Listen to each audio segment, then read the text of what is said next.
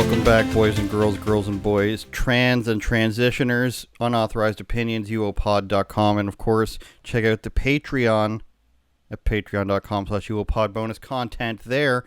Audio listeners, Spotify, Apple Music, or podcasts, iHeartRadio. It went from English to Australian there. My shin really hurts. I bashed my shin off of a cupboard yesterday trying to get to the TV to watch UFC, for which Paddy Pimblett won, Alexander Volkanovski won, and all that goodness on a Saturday night. There was a lot of people there, a lot of celebrities, as usual. Trump was there, with RFK Jr. was there, Tulsi Gabbard was there, looking like Rogue, of course, from X-Men, as usual. Kash Patel was there, he never seems to work. NFL players, and even Trump's grandchildren. And I thought that was particularly interesting, and I wanted to start off with that he's, his granddaughter's, going to be a golf at least a golf professional, in, if you can call it that now, I guess, in the NCAA, because they'll get paid so much. But I want to show you his introduction of his granddaughter to the press, which I thought was pretty funny. But also, Robby Starbuck, you'll see that in the title. I did an interview with him, I'm not sure how long ago, days, a week, 2 weeks or so. And it's all about DEI, so we're going to get into some DEI stuff before we get into that video. So if you're just here for the Robby Starbuck video, then you can go ahead and skip to that. I wouldn't recommend that, though, of course. Wouldn't recommend it for all the comedy, the styles, the trials and tribulation that you'd be missing. President Trump, though, introduced... I'm getting, hair on the microphone here. Audio listeners, if I'm talking this close, it means it's very serious, or there's very likely hairs I'm getting off of the microphone. Donald Trump on, I believe, Air Force One, introducing his granddaughter to the press. Let's take a look and listen, shall we? You know the fake news? This is the fake news. Hey, what's up, everyone? How are you guys? Good morning. Good morning. Yeah, good morning. We're just doing a little news conference. You want to partake? I'll add some stuff. She's a great athlete, actually, great golfer, Yeah. and great student, actually. So go ahead. Any other Question. On Monday, you're having a meeting with the president of El Salvador. Yes. What do you want to achieve there? Do you have any concerns about that prison? People have said No. it has human rights abuses. No, I think he's doing a fantastic job, and he's taking care of a lot of problems that we have that we really wouldn't be able to take care of from a cost standpoint. And he's been amazing. We have some very bad people in that prison, people that should have never been allowed into our country, people that murdered, drug dealers, some of the worst people on earth are in that prison, and he's able to do that. So she added nothing, as you can see. She seems like a real bro, though. He's like, she's a great athlete. She's like, yeah. And she didn't just say no. She's like, I'll add to whatever I can. She's got a very female broadcaster voice on her. But just thought that was funny, because he walked out with his grandchildren and to UFC. A lot of people were saying that he snubbed, what's her name? Cheryl Hines, RFK Jr.'s wife. I don't know if that's the case. But let's get into this DEI stuff. Where is it? We had something from the New York Post, I believe, and this is a ridiculous story. LIV Golf, which, segue from golf with Trump's granddaughter. LIV Golf is hiring the marketing executive who thought it was a good idea to reach out to Dylan Mulvaney. Now, this LIV Golf, if you're not familiar, I'm instinctively doing the Trump hands thing. LIV Golf. Not the PGA. LIV Golf is a different golf company run out of Saudi Arabia, and they have a little bit different format. They sprung up with a whole bunch of Saudi money, as they will, and paid PGA Tour golfers a shit ton of money to come over. So that's the preface of that company, right? So, strangely enough, they're going to hire, or they have hired, Alyssa Heinerscheid. Alyssa Heinerscheid, who was in charge of the whole Dylan Mulvaney fiasco. So it's a very interesting move, I would say, for a Saudi Arabia-backed company to hire the girl responsible for Dylan Mulvaney. Let's read some of New York Post's article here so we're not just, referencing them without giving them their due. Looks like the Saudis shopped the Bud Light fire sale. The disgraced former marketing executive who tanked Bud Light's brand has landed a new job at LIV Golf in an unlikely pairing between a corporate woke warrior and the controversial Saudi-backed sports league. It's not that controversial. You can just say things are controversial if people have a problem with it, I guess. But the controversy lies in that it is backed by Saudi Arabia, I guess. But, I mean, they're fairly, maybe they keep it out of the news. But of all the things in the world right now, I don't think Saudi Arabia is causing the most problems. Maybe there's a whole bunch of stuff they don't let us see. But nevertheless, just being they're from Saudi Arabia. Saudi Arabia spends a lot of money on sports is the issue here, and people don't like that because, as you can imagine, there's some big wigs involved in the PGA Tour, and they don't like that there's competition basically for the first time ever, as long as I can remember. Liv is staying mum about the decision to hire former Anheuser-Busch VP Alyssa Heinerscheid, who has been working at the league at a team business operations role since September, according to the LinkedIn page. So she took a little bit of a downgrade there. Team business operations is not marketing executive. So it's probably she's got some good experience, but we can't rely on her and her face to make these decisions for us. Heinerschneid's reputation turned radioactive after Bud Light dismissal, where her woke rebranding crusade, including the partnership with Dylan Mulvaney, a guy who pretends he's like a 10-year-old girl, cost the company $1.4 billion in sales and billions more in market cap. When reached by the Post, Liv's chief communications officer, Alana Finley, an Irish woman, sounds like, declined to comment on the league's decision to hire Heinerscheid, but a former Anheuser-Busch executive said it's likely Liv swooped in to snatch her up on the cheap. And if we go down, there's the hot and cool and, I guess, all these other things, Dylan Mulvaney. It's truly disturbing, but we've gotten into that ad nauseum over the years, I would assume. A lot of the stuff that made her famous, Heinerscheid, is when not only the Dylan Mulvaney fiasco dropped and they decided to reach out to, this guy who thinks he's a woman or pretends to be a woman to promote beer to people. And I'm reminded of a William Montgomery joke where he says apparently they were tired of selling beer is why they hired this Dylan Mulvaney. But it comes from this marketing executive was on some sort of internal video or internal meeting at Bud Light or Anheuser-Busch, and she was explaining why they want to change their image and why they want to do their marketing different. And she called the beer brand and its drinkers fratty and out of touch. So the thing you guys are going for here that has worked for decades and decades is too lowbrow, collegey humor and out of touch with reality. What we need is a guy pretending to be a girl to market our beer. And of course, this is what happens when you get the young liberal woke white woman in here. Your options are, race superiority or, gender superiority. These are the only options with the, extremely woke people. And this was received terribly once the video came out. And of course, she was fired, but the damage was done. And everybody and their mother and their sister hated Bud Light. But now Bud Light's back with the UFC and Kid Rock forgives them and all this sort of stuff.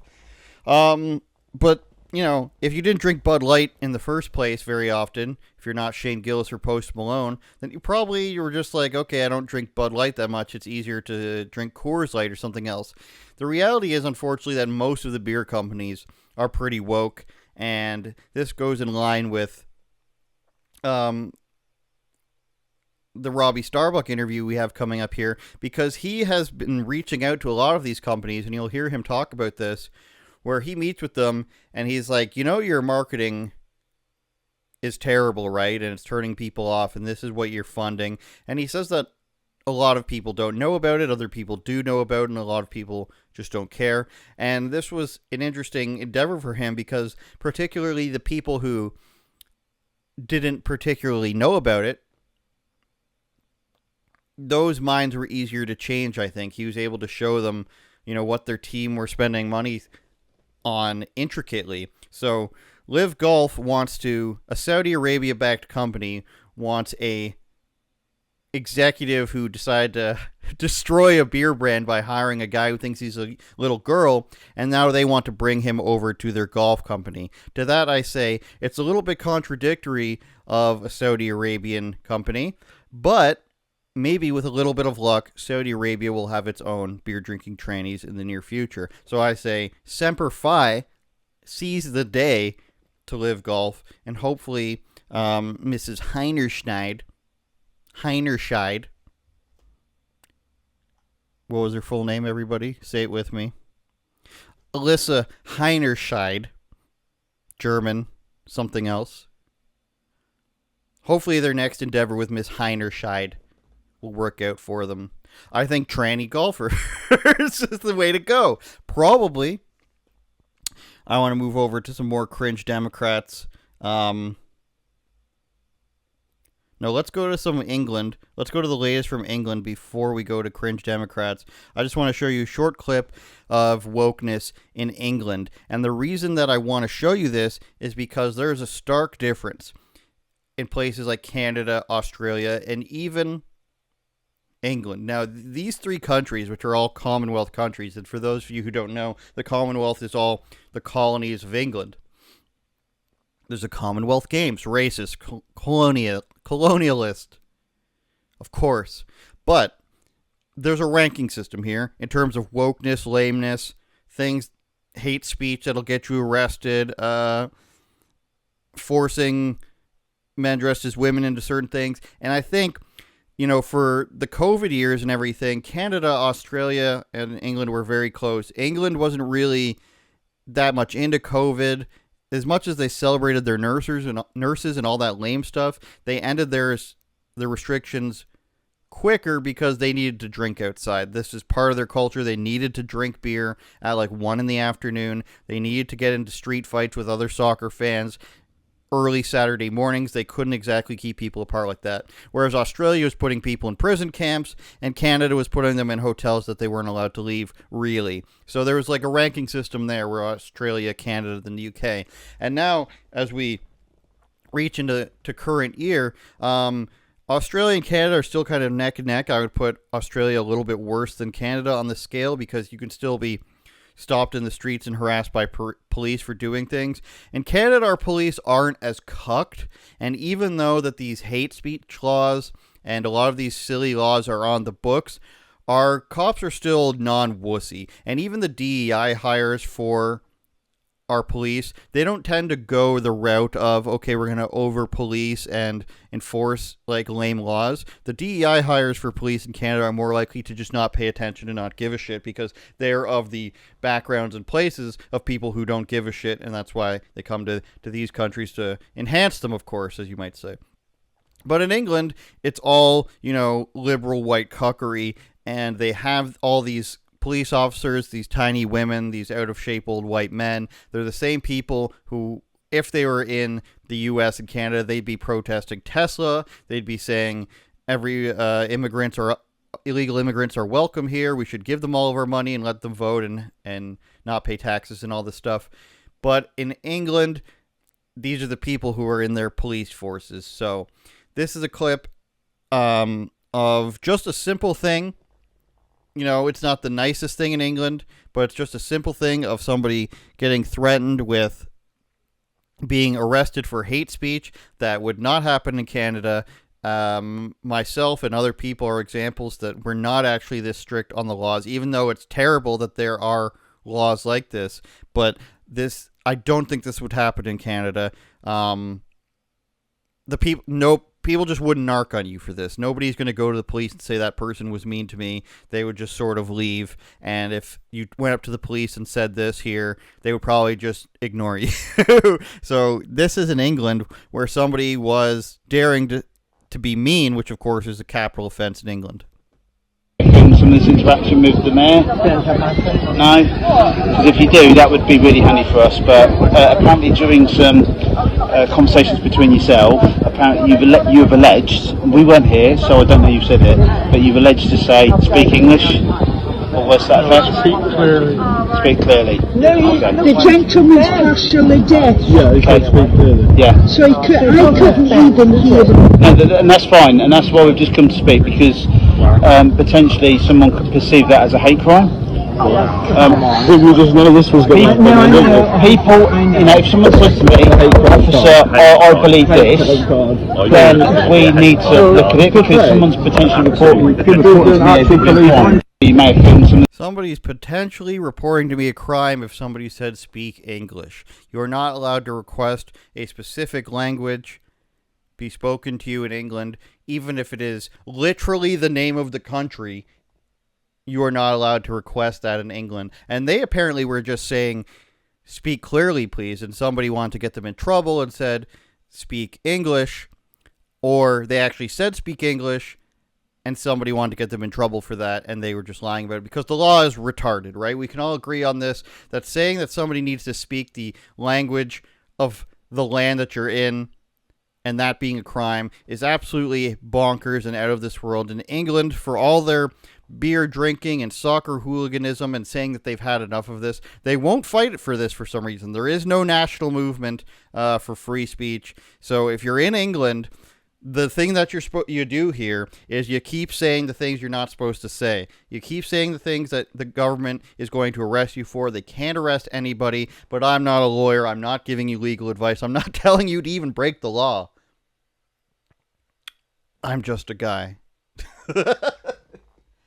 I'm just telling you to eat tea and crumpets. That's all I'm saying. A little bit of mushy peas, a little bit of fish on toast. That's all I'm telling you to do. I'm definitely not telling you to break the law. All I'm saying is England's law sucks, is what I'm saying here.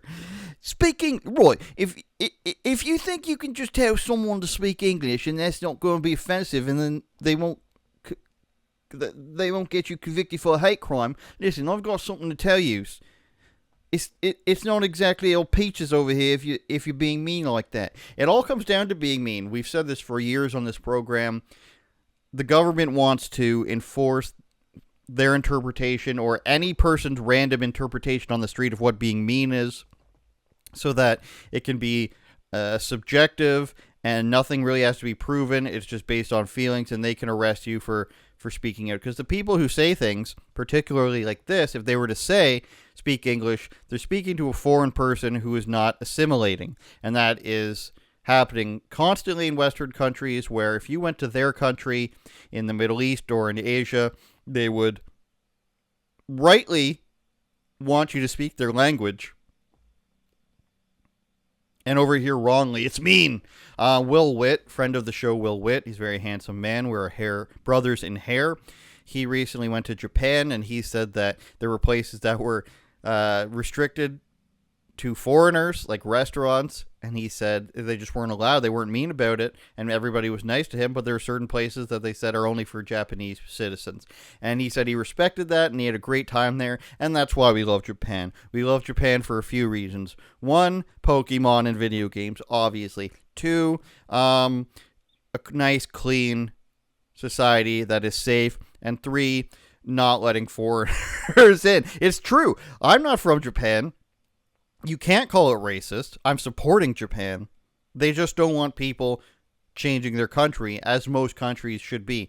I was watching Chef Jamie Oliver's Naked Chef earlier today, 1999. It's weird. He's cooking, and then they turn it into some weird English television show. It's edgy. He's going out on a moped. They've got, English techno music. It's very Y2K. It's very England, and that's the England we like. Just like Japan, with people saying, uh-oh, bye-bye, hello, throwing peace signs and playing video games and eating nothing but soups. That is the Japan we want and we love. We don't want to go to Brazil and have the favelas filled with, Chinese people. We don't want to have what's the arch in France called, which is currently filled with Africans. So it has nothing to do with particular people anywhere. We just want the countries that and the reasons we like them to remain the reasons we like them.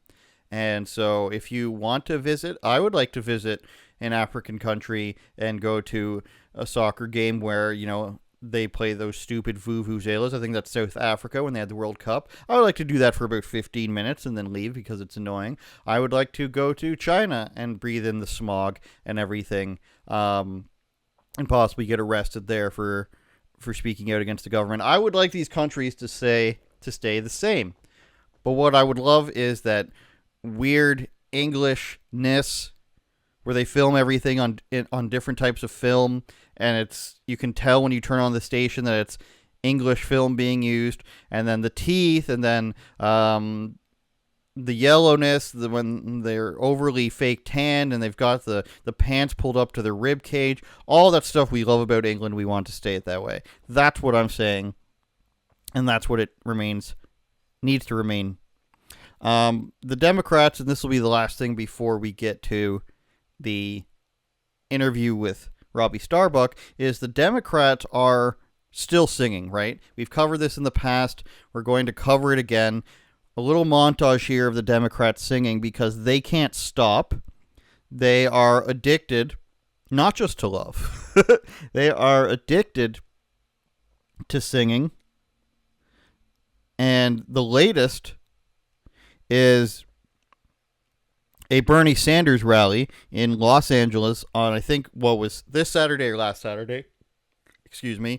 A Bernie Sanders rally, and they just can't stop singing. And we're going to cycle through these because we've got this as last Saturday, and then we're going to go back to March 6th, so about a month prior. Then we're going to go, that was back-to-back days where they did this in March, and then we're going to go back to February, where they did this, almost another month exactly, and then we're going to go back to April 2022 to show you that the Democrats have been singing off-key and out of touch with boomers for the better part of 3 years now, and, hashtag time's up on that. Keep on walking, keep on talking, marching up to freedom land. Ain't gonna let those lousy billionaires turn me around, no, turn me around, no. A song for all the good people, come on! All the good people who are part of this family. This is a song for all the good people. We're joined together by this noble dream. Well, this is a song for all of those dreamers. We're looking for answers to come our way. Scientists, doctors, students, all seekers, we share in the hope that Representative Al Green be censured, that Representative Al Green forthwith of House Resolution 189, the House has resolved that Representative Al Green be censured, that Representative Al Green forthwith present himself in the well of the House of Representatives for the pronouncement of censure, and that Representative Al Green be censured with public reading of this resolution by the Speaker.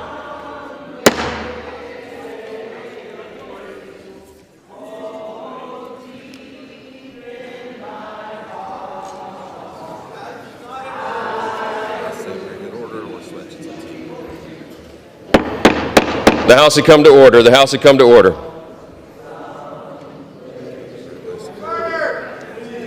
What's it?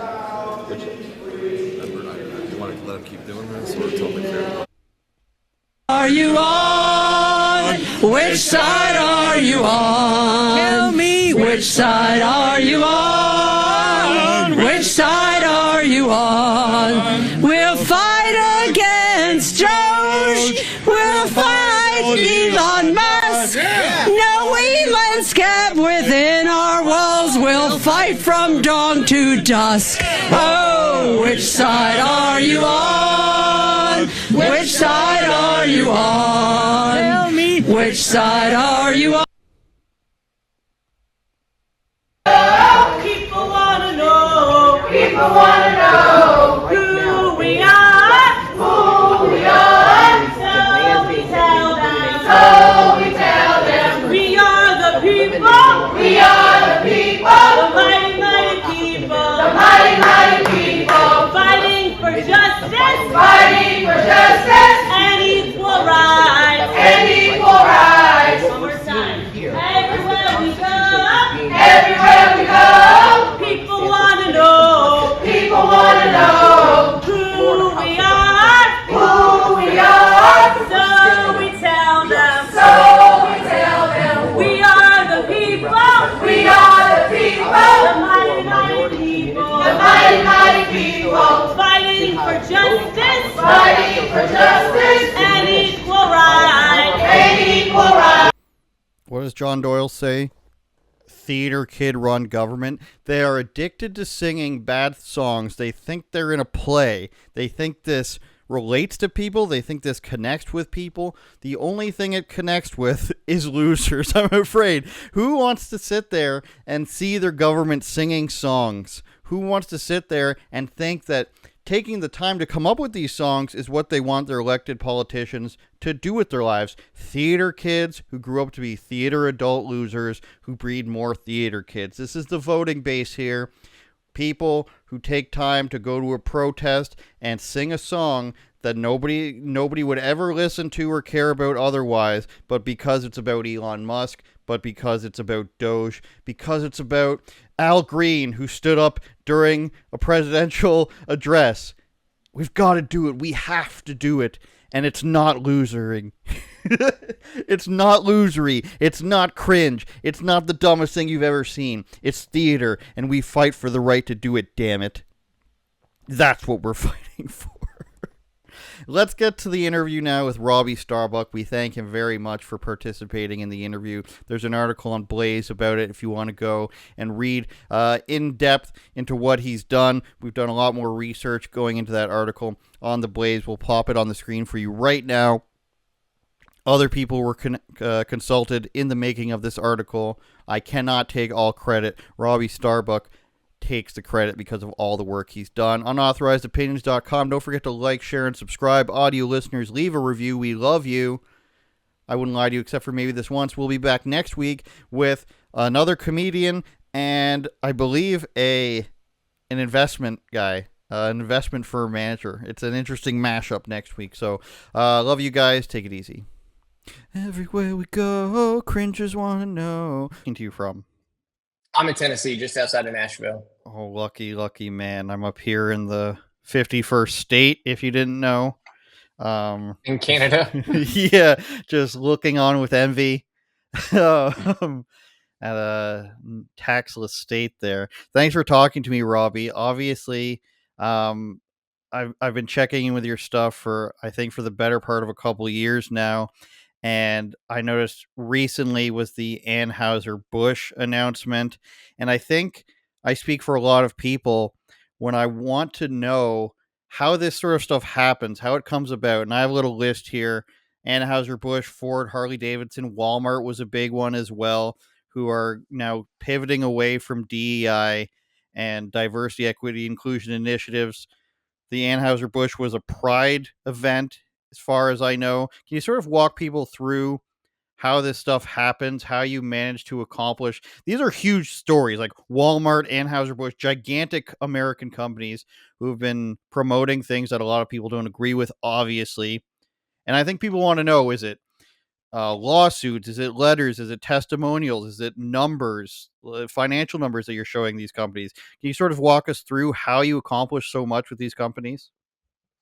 Yeah, it's a multi-pronged effort. I think primarily the reality is up until we started this campaign in June of last year, these companies had not seen a whole lot of sunshine on their policies. They were able to kind of do things under the radar. And so their average consumer was unaware that the money that they were spending at those stores or at these companies was then helping to support and prop up these policies that they actually vehemently disagree with. And so my concept from the very beginning was, well, let's make the consumer aware, because I think your average consumer has enough choices that they're going to say, oh, I don't want to fund this pride event. I don't want to fund this, gender transition or whatever it might be at whatever company it is. And so that was sort of the start of it. And Also force multiplication.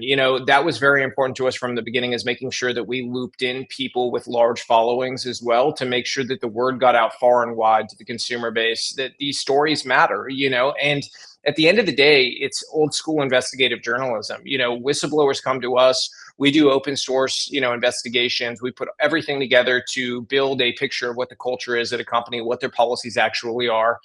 And then the executives are very aware that we're not going to drop anything that we're doing until things have changed, right? So the first few companies tested us. In the case of the first company, it was Tractor Supply. They lost $3 billion in market cap while we focused on them. John Deere lost about $10 billion. And then the next company, Harley Davidson, Harley, they held out the longest, and Harley really, they found out, what happens when you hold out that long, the financial damage that was done to that company. And we don't tell people to do this, we just do our stories, but then we watch afterward the consumer response, and it's incredible. I don't have this 20 million large following, right? But my videos will reach millions and millions and millions of people, and then end up with, in the case of Harley Davidson, all of the stories collectively hit over 1 billion impressions. You really can change consumer sentiment by just telling them what's going on. And that's what happened. And now you're at a point where their stock has declined so dramatically that it's a story in corporate America. And so other executives, they don't want to be that company that tests us again and then has the consumer sentiment turn on them, and then there's serious financial issues in the marketplace. And so they recognize we have an ascendant power, not just in the cultural realm, but also politically as well, because sort of the political, reality they're in now is one where it's not very friendly to these policies. And that's a good thing, right? Because what we've been going through previous to that was an environment that incentivized these policies. So to some extent, you have to understand that a lot of these companies have been operating in a space where if they wanted to have a government contract, they were required to have DEI policies. And that's something that's not talked about enough. So defense contractors, for instance, they had no choice. If you wanted to have a defense contract, you had to have these policies, or you would not be able to get a contract.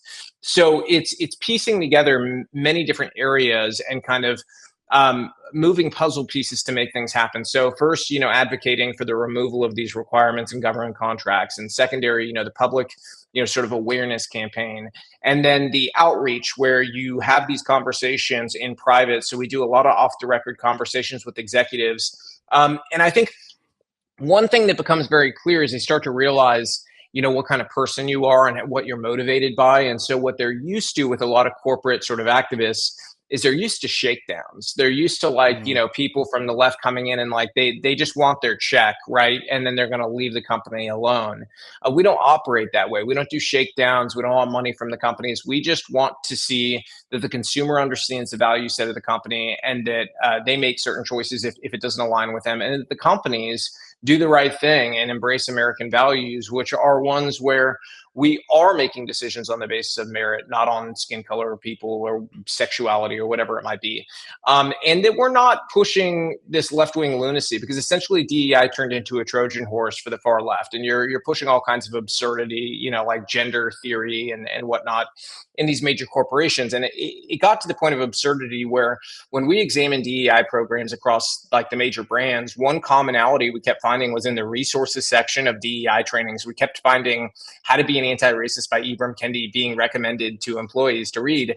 And the absurdity, the irony in it is that the crux of that book, if you actually read it, is that to be an anti-racist, you must be anti-capitalist. That is the core thesis of the book.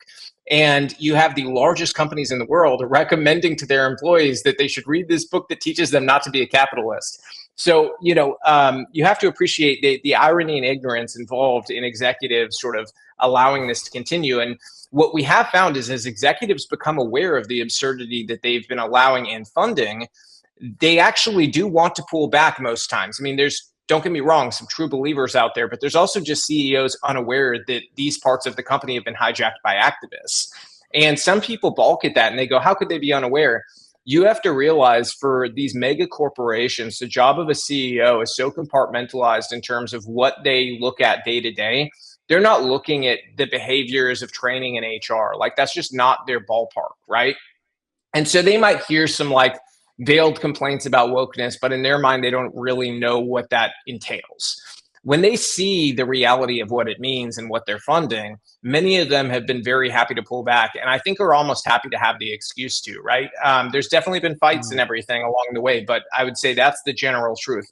So it's a multi-pronged approach how we're getting them to change. But, in the case of the Pride event with Anheuser-Busch, I don't think it hurts that, I made an announcement previous to that saying, hey, just major corporations, be on notice. This year during Pride Month, I will have people at major Pride events. We will be filming, and we will know who went and funded these things. And if there is inappropriate behavior around children, we will make sure consumers are aware that you funded these events. So I think that puts them on notice that, look, if you're funding something, you better be damn sure the kids are not going to be exposed to something inappropriate.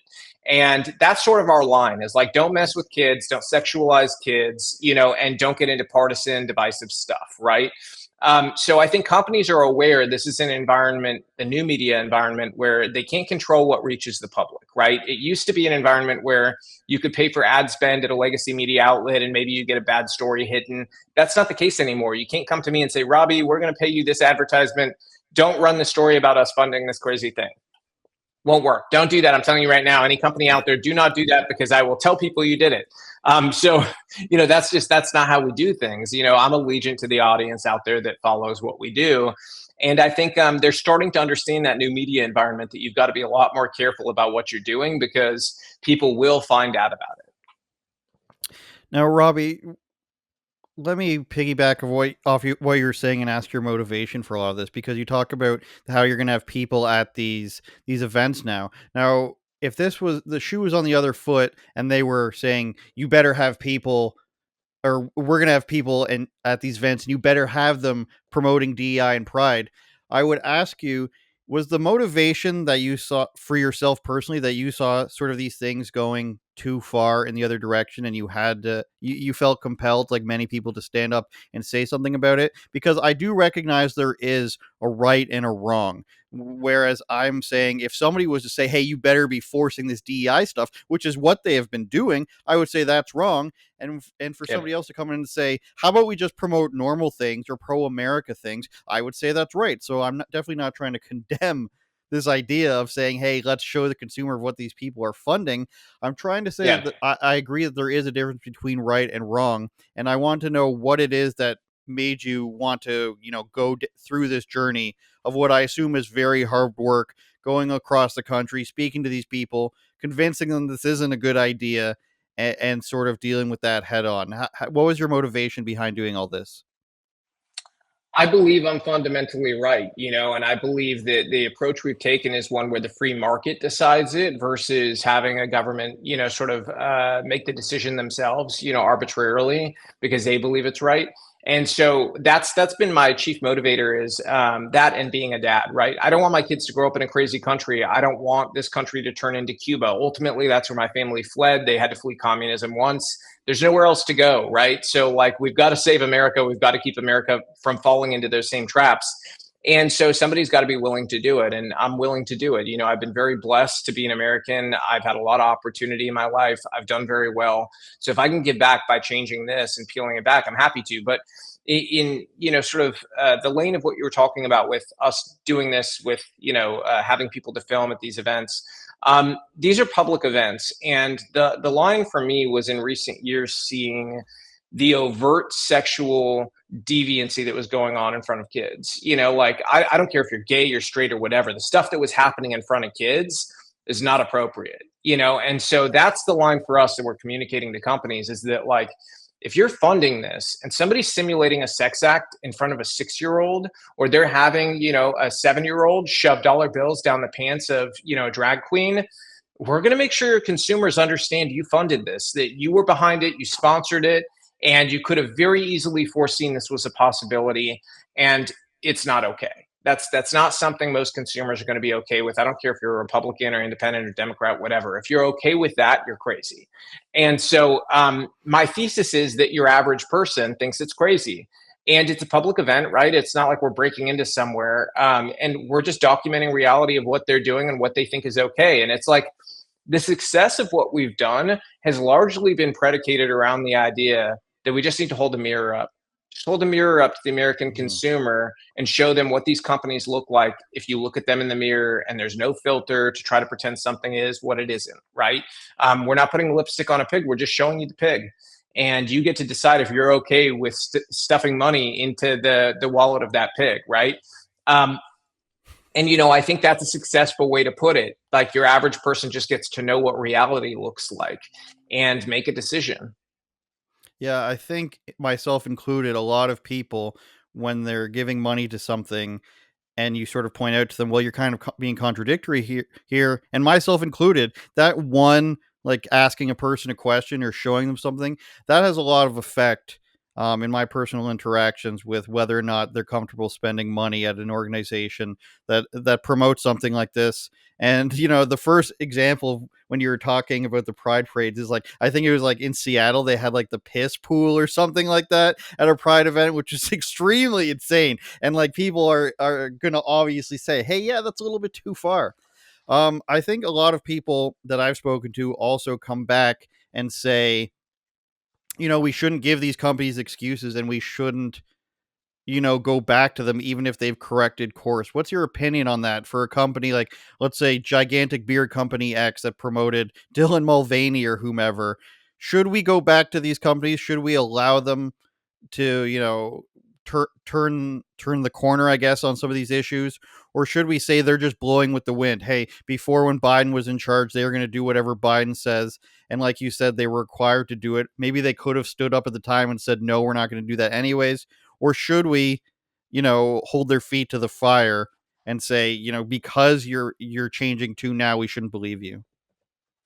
I think it really comes down to your common sense, right? I feel very strongly that, like, say a company like Tractor Supply, I go and I shop there now, right? They turned around on every single issue that we pointed out was a problem. I've talked to employees there who are like, thank goodness this happened. It is a totally different environment now. And I feel like rewarding good behavior is what incentivizes more good behavior from other companies. If they see companies do well doing the right thing, then they're more incentivized to do the right thing. I care more about getting the right thing done than I do about being ideologically pure. And so, you're not going to change everything like in one fell swoop, right? But you can make things a hell of a lot better. And I think that part of the magic of what we've done is, like, people go, oh, you've done so many things. Well, if you notice, though, we only do them one by one, because that's part of the magic here. Is like, we focus in on a company and we will keep going as long as it takes, right? And so I think it doesn't ask too much of the consumer either, because if I tell you you need to boycott 40 companies today, and you shop at all 40 today, that's a lot of things for you to change, right? That's why we go one by one. Because if I ask you, just don't drink Corona and Modelo until Constellation Brands has changed, you can do that. Like, that's not a huge ask, right? And so I think that's sort of, a number of the things that make this work, but you have to be sensible about rewarding good behavior. If a company does the right thing, then I think it's incumbent on us to have some grace and understand that, okay, we got to win here. And if we want this to be long lasting, we want them to adopt this neutral lane and not be a prisoner of politics every 4 years and ping pong back and forth, because that's a big part of our sell to them, is like, stop that. Go back to the neutral lane where you're there for everybody, right? And this is how you do it. I feel like the roadmap we've given them is one that will allow for this not to continue. Obviously, we have to have some oversight and watch what these companies are doing. And that's the beauty of us having whistleblowers, right? Is if a company says they're going to do one thing and they do the opposite, we're going to find out about it from the same people who complained to us in the first place. And so that's what I'd say to people, is just have good sense about it. I don't announce changes at companies lightly. When I do, it's because I believe that it's significant enough change that we should sort of reward the change and show other companies that that's the right thing to do. Couple more questions, because I know you're tight for time.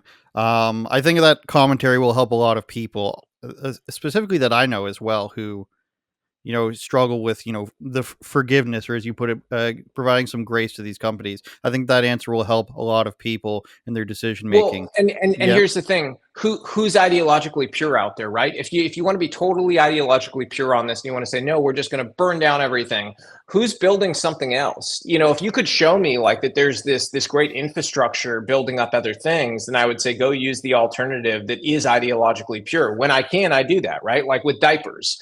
Most diaper companies are supporting abortion and all kinds of things that I don't agree with, right? But there is an alternative in that realm. There's Every Life, right? So with our baby, we use Every Life diapers, But in most areas of the American economy, you don't have an alternative where you go, oh, they're completely non-woke, right?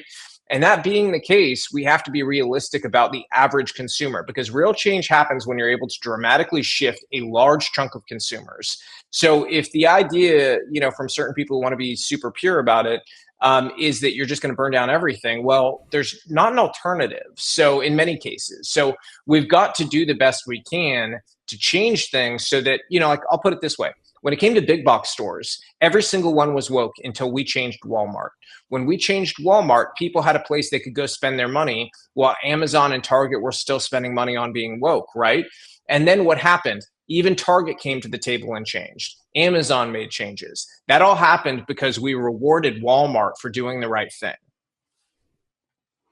That definitely clarifies that a lot, and I think that's a good thing to note. I wanted to ask you, who or what do you think is primarily responsible for these programs and these initiatives that go on at these companies? And let me be more specific. I know who runs BLM. I know a lot of these NGOs and stuff that push this sort of thing. Who actually does it, do you think, or have you learned directly in the companies? I think there's an aura out there or an idea out there from the general public and specifically on the right, of course, who think it's that 24-year-old marketing graduate, the young woman who wants to push these left-wing ideas out of college. Is that an accurate painting of the picture in your experience, or is it done from a corporate level, top down? What do you think? There's certainly some of that, college entering into the workforce problem where they bring a lot of wokeness from school. However, the real story is one we're putting together, and I think we'll shed a lot of light on this because this was coordinated very far back. And if you look at the connections of people who have taken over DEI departments post George Floyd, you're going to find that there's a lot of trained activists, and they come from the same central nodes of activism. And so we're putting together a story on exactly that I think will shed some light on that. So it's not necessarily like in bulk or en masse people who just share the same ideology. Are you alluding to the idea that people are purposely going into these jobs for that reason?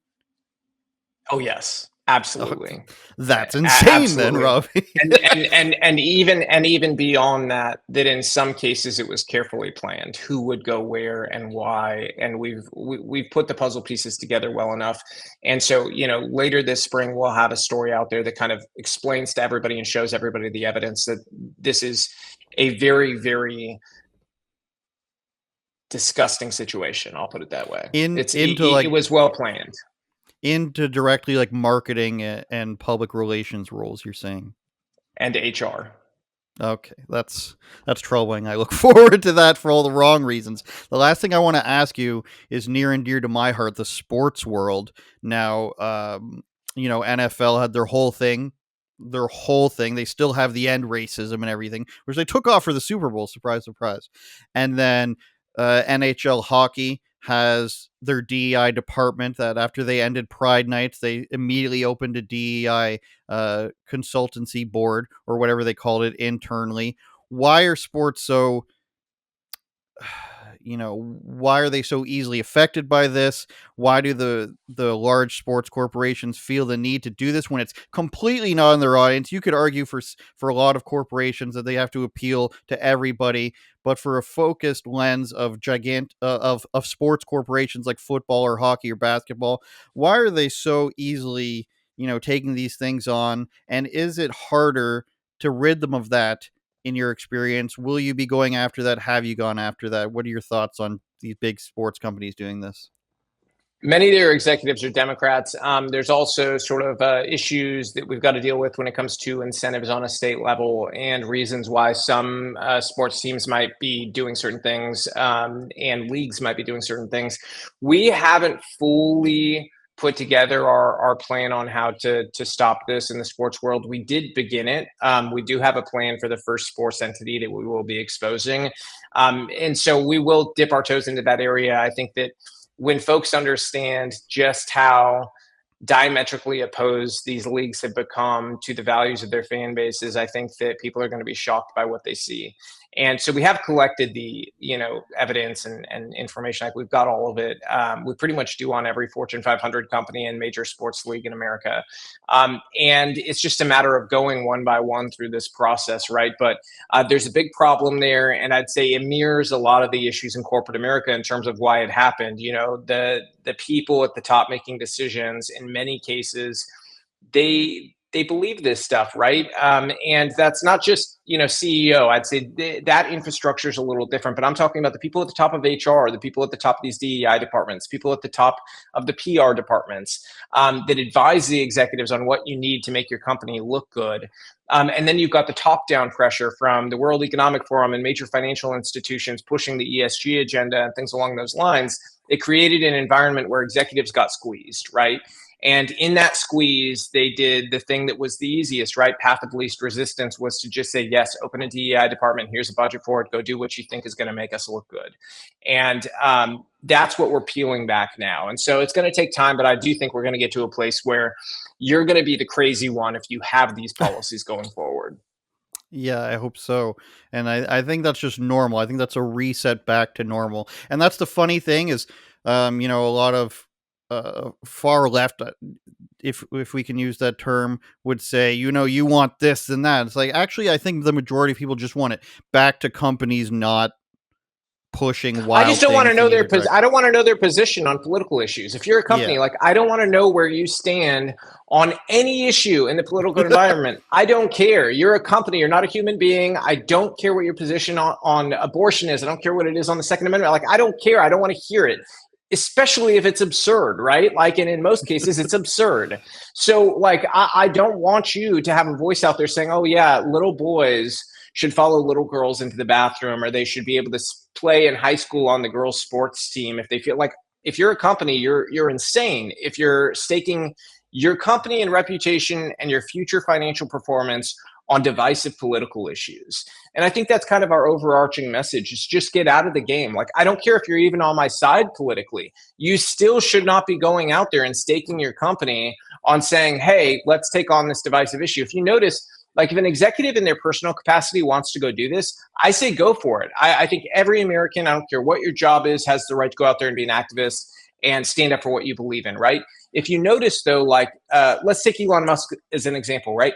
He has his set of political beliefs. But if you notice, Tesla does not go out there and mirror his beliefs. They don't go out there and say, hey, you need to go vote for this person or that person, or, go and support this bill or that bill. They're focused on their core company, core competencies, and that's what they do. Core business, right? That's what they're focused on, not on what the executive's political ideology is. That is, sort of how an executive who wants to be politically engaged can do it. It's go out there on your own as an individual and take on what you believe matters. But the company itself should be focused on business. Yeah, and I think even Elon would say, since I'm best friends with him, he would say that if you disagree with my views, you don't have to buy my cars or fly on my rockets to Mars one day. That's what I think is everybody's right. So if the CEO wants to go out and do whatever and say whatever, just don't buy the thing, but it doesn't have to be pushed on by the Apple company or the cucumber company. And so before let's think of it this way. Wouldn't it be easier to buy an Apple product if you knew that the crazy positions Apple have taken were just things that Tim Cook, their CEO, believed in his private time and was an activist for, but the company itself didn't stake any of those positions. They didn't go out there and do any of these things or spend money or time on left-wing activism. Yeah. It'd be easier as a consumer to go, okay, I'm going to buy their products. However, when you know that the company's doing it, it's much harder to say to yourself, oh, I'm okay with the fact that I'm giving them money, and they're going to turn around and do these things. And that's just one company of many, I'm just saying the individual can take on whatever political activism they want. And I try not to punish companies for that, because you're going to, as a major company, if you're Fortune 500, you're going to have people on all political sides. However, I do think the company itself needs to be held accountable if they are taking on all these issues, if they are staking their company's financial performance and future on these issues. There's no reason for a company to be involved in these divisive things. I 100% agree. And before I let you go, people are going to see this and they're going to say, who does he mean when he says us and we are going to investigate those things? Well, I've got a great team and everything, but I have a bad habit of saying we or us, because I kind of like, it feels very narcissistic to always say I, like I've always had trouble with that. People, here, they're always telling me like, just say you're doing this because it sounds better and everything else. But I'm just like, I'm a very, I try not to be a narcissist in any sense. So like, it just feels weird to me to say I all the time. That's fair. He's working with Greenland. We knew it the whole time.